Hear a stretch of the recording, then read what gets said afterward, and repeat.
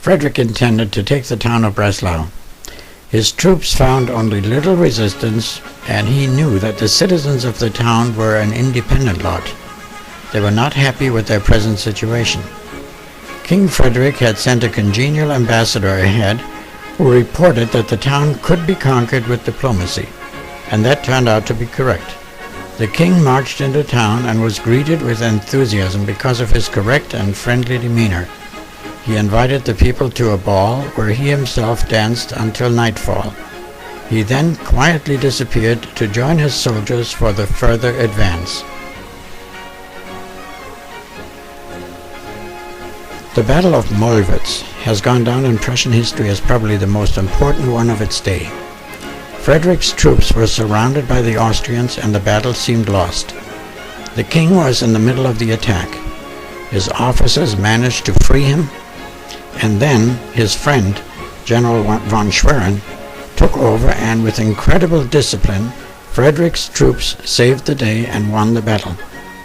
Schwerin was wounded twice, but the battle was won.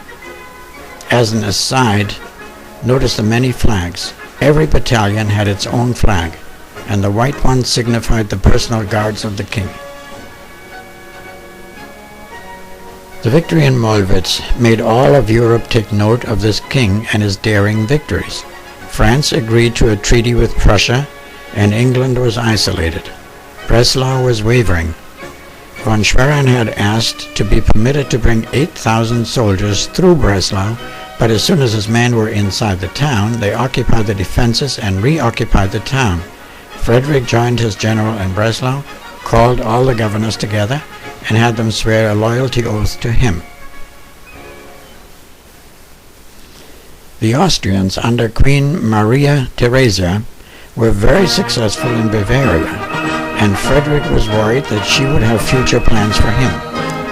He signed a treaty with Kaiser Karl VII and used 80,000 of his troops to help him drive Maria Theresia's troops back. Frederick turned out to be a clever tactician. He moved his troops in the dark. Absolutely no noises, not even smoking was permitted, and then at 5 o'clock in the morning, his highly disciplined cavalry surprised the Austrians, and after a hard battle, the victory was won at Hohenfriedberg. The picture shows his troops after the victory showing off the enemy flags. As an aside, please note that the background music is the Hohenfriedberger March. Queen Maria Theresia had plotted against Frederick. The Austrians seemed disorganized, but were overrun by the disciplined Prussians. Frederick rode in the middle of the troops and was almost killed when his horse was shot out from under him. His favorite dog was lost, but after the battle, the vanquished Austrians returned the dog to him. This picture shows Frederick after he had strolled off with his dog when he encountered enemy soldiers. He jumped into a ravine and hid under a bridge, holding his dog's snout to make sure that the enemy could pass without noticing him. Frederick found out that the Austrians and the Saxons were planning to take Berlin. With the brave old Dessauer, he managed to force the enemy into retreat. 10 days later, a peace treaty was signed in Dresden. This picture shows the pious old Dessauer praying before the attack, and the march in the background is called Der Alte Dessauer. Under Frederick, Prussia had become an important state. The next 11 years were peaceful, and Frederick now concentrated on his passions. He surrounded himself with artists, scientists, and philosophers. The Frenchman Voltaire was his favorite. He built his castle Sanssouci in Potsdam. He was constantly planning how he could improve the lives of his citizens. Boom years in trade and manufacturing brought wealth into the royal treasury. He wanted to make sure that in case of outside threats, he would be prepared. The Austrian queen was not satisfied and decided to defeat the Prussians once and for all. She signed up the help of Russia, France, Saxony, and Sweden. But Frederick had gotten wind of the plan. The enemy had 500,000 men against his 200,000, and yet, through clever tactics with the help of his brother Henry, he managed to defeat the stronger forces. This picture shows the Crown Prince Henry ordering his troops to follow him through a deep river. The ensuing battle raged near Prague. The battle near Prague became fierce. The troops were vastly outnumbered. The king watched the action from a hill. He saw his 72-year-old Field Marshal von Schwerin riding up and down in front of his troops. Finally, his soldiers could not take any more and started to retreat.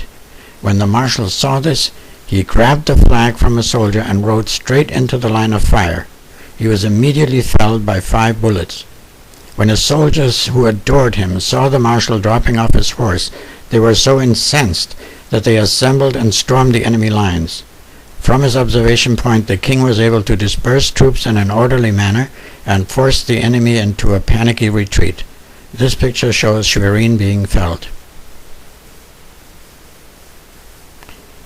The fallen general was leaned against a tree, and the king was devastated by the loss of his top general and admired friend. He stated he was without doubt the greatest general of this century.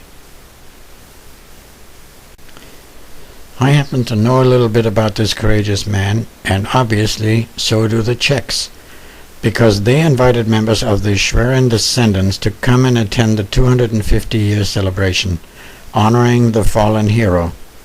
This picture was taken in 2007, and it shows local people near Prague dressed up in the uniforms of the day.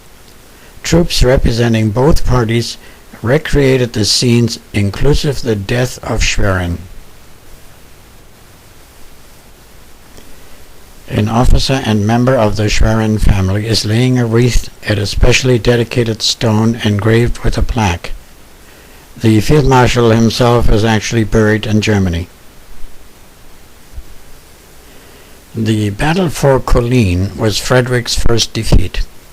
Again, the enemy had many more troops, but Frederick had planned ahead.